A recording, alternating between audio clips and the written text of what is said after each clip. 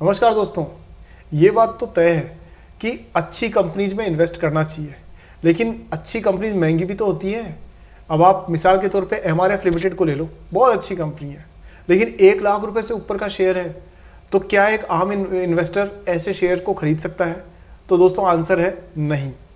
तो फिर क्या किया जाए? तो आंसर है दोस्तों, अच्छी कंपनीज कम प्राइस में भी मिलती हैं।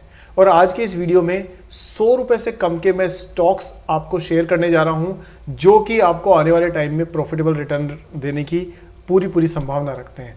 बहुत इंपॉर्टेंट वीडियो है दोस्तों, बहुत इन्फॉर्मेटिव है, इसलिए लास्ट तक जरूर देखिएगा और लास्ट में लाइक करना मत भूलिएगा। और साथ में अगर चैनल सब्सक्राइब नहीं किया है तो अभी करिए, बेल आइकन को ऑन करिए और चलिए आगे बढ़ते हैं और देखते हैं वो 100 रुपये के अंदर के कौन से स्टॉक्स हैं। Let's begin. सीधे सबसे पहले चलते हैं हम, ये मैं आपको दर्शन करा दूं जो कह रहा था मैं कि MRF लिमिटेड का बहुत अच्छी कंपनी है, प्रॉफिटेबल है, डिविडेंड देती है, लेकिन 1 लाख रुपए का शेयर है भाई साहब, 1,09,000 रुपये का। सो इसलिए अच्छी कंपनीज वो ढूंढे हम जो 100 रुपये से कम में भी मिलती हो। और उसमें सबसे पहली कंपनी है दोस्तों, वो है Indian oil corporation limited. Share price है 92 रुपये, 92 रुपीज़, और मार्केट कैप है 1,30,000 करोड़ रुपए।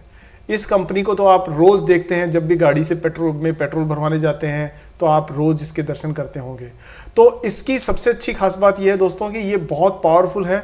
और मैं आपको ये कहूँगा कि आप अगर ट्रेंड्स पे नज़र डाल रहे हैं तो इलेक्ट्रिक व्हीकल की इंडस्ट्री इसके लिए एक थ्रेट है साफ तौर पे। लेकिन दोस्तों कम से कम आने वाले 5 साल तक तो नहीं है, क्योंकि गवर्नमेंट का भी सोचना है कि 5 साल के अंदर वो टारगेट लेके चल रहे हैं कि 30% इलेक्ट्रिक व्हीकल्स रोड पर आएंगे।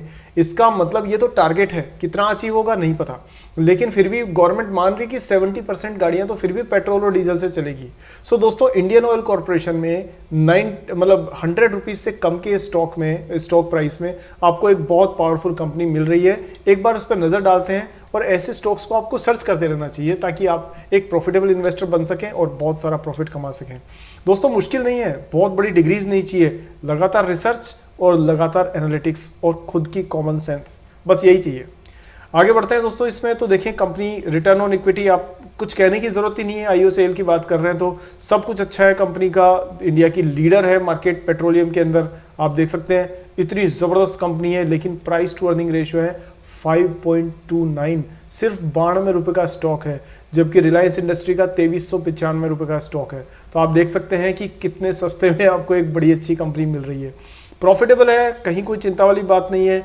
इतना प्रॉफिट है, 60,000 करोड़ से शुरू हुआ था और उसके बाद में आप देखिए, अगर मैं एनुअल की बात करूं तो ये 4,08,000 रुपये करोड़ रुपए इसकी सेल्स है, एनुअल सेल्स।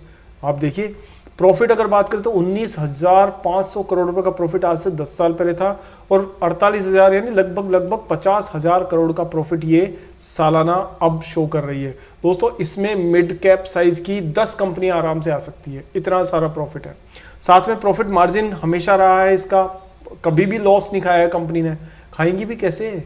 जब प्रॉफिट कोई पेट्रोल डलवाने आए और अगर पेट्रोल की प्राइस बढ़ गई है तो ये भी प्राइस बढ़ा देती हैं, जब पेट्रोल की प्राइस कम हो गई तो ये प्राइस कम नहीं करती है। तो जाहिर सी बात है हमेशा प्रॉफिटेबल रहना है इस धंधे को। आगे बात करें हम यहाँ पर तो डिविडेंड जो है कंटिन्यूसली कंपनी ने दिया है, कहीं कोई दिक्कत नहीं है, और वो भी 30-40% की रेंज में डिविडेंड दिया है। एक बार का थोड़ा सा ये माइनस में है, बाकी हमेशा इसने डिविडेंड को दिया है। इसके सीधे टेक्निकल्स पे नज़र डालते हैं दोस्तों, और उससे पहले हम एक बार ये थोड़ा शेयर होल्डर पैटर्न देख लें इसका। तो शेयर होल्डर पैटर्न अगर आप ध्यान देंगे तो 51% तो प्रमोटर्स है, जिसमें गवर्नमेंट भी शामिल है। FIIs फॉरेन इन्वेस्टर्स 6 से 7% के आसपास बने हुए हैं, और जो इंस्टीट्यूशनल इन्वेस्टर्स हैं इंडिया के वो 11-12% लेके चल रहे हैं। पब्लिक के पास में पहले 29% था, 36% था, और पता नहीं ऐसा क्या हुआ कि 2022 के बाद में 28% से सीधा 10% रहा। दोस्तों पब्लिक ने हीरे जो है वो बेचने की आदत डाली हुई है, तो उन्होंने बेच दिए हैं वो, लेकिन आपको हीरे नहीं बेचने हैं, आपको हीरे संभाल के रखने हैं। टेक्निकल्स पे नज़र डालते हैं दोस्तों। यहाँ आपके पास में टेक्निकल चार्ट जो ओपन हो रहा है वो है दोस्तों किसका? IOC का, इंडियन ऑयल कॉरपोरेशन का। और आप देख सकते हैं साफ तौर पे कि कंपनी एक बाइंग ट्रेंड में काफ़ी टाइम से चल रही थी, और अब ये एक कंसोलिडेशन का दौर है, और ये एक रेंज बाउंड यानी साइड वे मूवमेंट आपको यहाँ पर इसमें नज़र आ रहा है। ये साइडवे मूवमेंट जो है वो कंपनी का एक कंसोलिडेशन बताता है कि कंपनी पिछले काफ़ी टाइम में तेज़ रनअप ले चुकी थी, तो अब ये थोड़ा सांस लेने के लिए रुकी हुई है। और यहाँ पर आप देख सकते हैं कि ये यहाँ करीब करीब 85-87 रुपीज़ के आसपास में इसका सपोर्ट है और करीब 98 रुपीज़ के आसपास में इसका रेजिस्टेंस है। अगर ये प्राइस 98 के ऊपर सस्टेन कर जाती है, जिसके पूरे काफ़ी उम्मीद है, तो दोस्तों ये फिर एक अप ट्रेंड को शो कंटिन्यूसली करती रहेगी। अब बात करें तो अगर आप RSI की बात करें तो ये साफ तौर पे इसका मिडल में है। दैट मीन्स कि ये कंसोलिडेशन ही शो कर रहा है। जो RSI और MACD दोस्तों इंडिकेटर्स, ये लेगिंग इंडिकेटर्स हैं, तो ये प्राइस पहले चलती है, ये बाद में चलते हैं। तो यहाँ ये बता रहे हैं कि भाई अभी तक सेंटिमेंट जो है वो लोगों का इसमें ट्रेडिंग करने का है कि थोड़े थोड़े मार्जिन पे खरीदो बेचो, लेकिन क्लियर ट्रेंड के लिए इसको एक सपोर्ट को, इसको रेजिस्टेंस को तोड़ना पड़ेगा। तो आप नज़र रखिए कि 99 से मतलब 100 के बाद में ये कितना टाइम तक स्टे करती है। अगर ये 4-5 दिन स्टे कर गई देन आप इसमें पोजीशन के लिए कंसिडर कर सकते हैं। नीचे बात करें तो MACD ज़रूर इसका एक पॉजिटिव डायरेक्शन दिखा रही है। MACD थोड़ा सा एडवांस में चलता है और ये एक पॉजिटिव ग्रोथ को दिखा रहा है, तो इससे सिग्नल मिलता है कि धीरे धीरे इन्वेस्टर्स ने इसमें पोजीशन लेना शुरू कर दिया है और वो आने वाले टाइम में प्राइस में ग्रोथ के तौर पे आपको दिखने की पूरे चांसेस हैं। आगे बात करते हैं दोस्तों, और वो है next stock, that is aluminium, national aluminium company limited, NALCO. ये बार बार मैं कितने भी रिसर्च करूं, घूम फिर करके स्टॉक कहीं ना कहीं से आ ही जाता है। तो नालको में कहीं ना कहीं वैल्यू ऐसी है जो आपको ज़रूर नज़र रखनी चाहिए। देखिए तो 17,000 करोड़ रुपए की कंपनी है और रिटर्न स्टॉक का पी 15 से नीचे है। इसका मतलब ये अंडर वैल्यूड बनती है कंपनी, क्योंकि 15 से नीचे का जो पी होता है वो एक मॉडरेट प्राइसिंग को दिखाता है। Return on capital employed equity दोनों अच्छे हैं, कहीं कोई समस्या वाली बात नहीं है। अपने फील्ड में तो ये लीडर है और आप देख सकते हो सीधी टक्कर हिंडाल्को से है। दोनों को कंपेयर करके मैंने एक वीडियो बनाया था, जो आप चाहो तो प्लेलिस्ट में चेक करके ज़रूर देख लीजिएगा। यहाँ बात करते हैं दोस्तों बिजनेस की, इसकी तो साफ तौर पे आप देख सकते हो कि ये प्रॉफिटेबल है कंपनी और इसने कंटिन्यूसली प्रॉफिट शो किया है। एक्चुअली क्या है दोस्तों, ये जो फील्ड है ना, एल्यूमिनियम एक ऐसा प्रोडक्ट है, एक ऐसा मेटल है जिसकी जगह हर जगह लगभग ज़रूरत पड़ती है। चाहे आप ग्लास के पार्टीशंस लगा रहे हो, चाहे आप बैटरीज बना रहे हो, चाहे आपको और कोई तरीके के काम कर रहे हो, प्रेशर कुकर बनाते हो, कुछ भी, एल्यूमिनियम बहुत ज़्यादा यूज़ होता है। स्पेस क्राफ्ट में भी यूज़ होता है, कार्स में भी यूज़ होता है। तो एल्यूमिनियम की डिमांड हमेशा बनी रहती है और यही वजह है कि नालको का इसका फ़ायदा मिलता है। और आप अगर ध्यान से देखेंगे तो यहाँ पर ये एल्यूमिनियम में आप देखेंगे ग्रोथ सेल्स की बढ़ती हुई नज़र आ रही है। 6,000 से 8,000 करोड़ हुई और अब 14,000 करोड़ दिख रही है। प्रॉफिट का मार्जिन भी कंटिन्यूसली आप यहाँ पर बढ़ता हुआ देख रहे हैं और आप देखेंगे 16-17% के आसपास का जो प्रॉफिट मार्जिन था, अभी ये 32% भी इसने शो किया है। इसका मतलब कंपनी बहुत ध्यान से अपने बिजनेस को ग्रो कर रही है, एक्सपेंसेस कम कर रही है और इनकम को बढ़ाने पे लगी हुई है। कंटिन्यूस डिविडेंड दिया है, तो जिन्होंने 2012 के आसपास इन्वेस्ट किया होगा तो उनको पता है कि बैंक अकाउंट में बहुत सारा पैसा तो डिविडेंड के रूप में ही आ गया होगा। तो एक ये अच्छी हेल्दी कंपनी है। और अगर बात करें प्राइस की तो दोस्तों ये कितने में मौजूद है, इसका स्टॉक मौजूद है 95.6 रुपीज़ में। जिस टाइम पर ये वीडियो रिकॉर्ड हो रहा है उस टाइम पर, हो सकता है आप जब देखें तब इसकी प्राइस इससे थोड़ी ऊपर नीचे हो सकती है। बात इसकी अगर टेक्निकल्स की करें तो टेक्निकल्स में आप यहाँ पर साफ तौर पे देख सकते हैं कि नेशनल एल्यूमिनियम कॉर्पोरेशन जो है वो कंटिन्यूसली एक तो डिविडेंड दे रही है और जब जब डिविडेंड देती है तब तक प्राइस में फ्लक्चुएशन आता है। बट ओवरऑल आप देखें तो ये एक प्राइस रेंज में चल रही है, यानी कि ग्रोथ पे तो है लेकिन बहुत फास्ट ग्रोथ पे नहीं है। तो दोस्तों ये एक तरीके का, देखो ये एक अच्छा हेल्दी साइन है अगर मैं कहूँगा तो। मेरी नज़र से देखोगे तो दोस्तों यहाँ से ट्रेंड, इसका वॉल्यूम कम हुआ है, यानी इसकी पॉपुलैरिटी थोड़ी कम हो गई, इसकी जो बाज़ार में जो हवा बनी हुई थी वो कम हुई। और ऐसे टाइम पर ही एक हमारा जैसा, आपका जैसा इन्वेस्टर, उसको मौका बनता है कि किसी स्टॉक को सस्ते में उठा ले। और वही आप यहाँ पर देख सकते हैं कि इस यहाँ पर ये आपको एक प्राइस चैनल बनता हुआ नज़र आ रहा है और आप ये देखेंगे कि यहाँ से, यानी कि 92 रुपीज़ के आसपास में ये इसको एक सपोर्ट मिल रहा है। तो यहाँ से अगर ये बाउंस बैक होता है तो मान के चलिए कि कम से कम 105 रुपये के आसपास जाकर के इसके रुकने की चांसेस हैं। और ये इसको भी ब्रेक करके ऊपर गया तो फिर दोस्तों ये प्राइस काफ़ी लंबे समय तक अप ट्रेंड में चलने की उम्मीद है। RSI इंडिकेटर थोड़ा सा सेलिंग प्रेशर दिखा रहा है, MACD इंडिकेटर आपको थोड़ा सा सेलिंग प्रेशर दिखा रहा है, और वो सेलिंग प्रेशर आपको यहाँ पर साफ तौर पे प्राइस में दिख भी रहा है।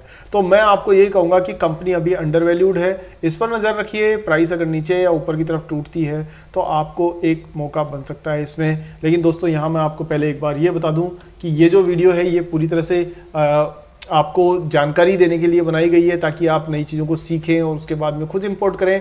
यहाँ डिस्क्लेमर ये है कि ये कोई बाई और सेलिंग का रिकमेंडेशन नहीं है आपका। आप इस रिसर्च को यूज़ करके अपनी रिसर्च करिए और फिर अपना डिसीजन लीजिए। दोस्तों बहुत देखा है मैंने अक्सर कि बिना बस ऐसे किसी ने नाम बता दिया और जाकर के तुरंत खरीद लेना, वो करना बिल्कुल भी सही नहीं है, जो अक्सर देखा गया है। दोस्तों आगे बढ़ते हैं और नेक्स्ट कंपनी के बारे में बात करते हैं।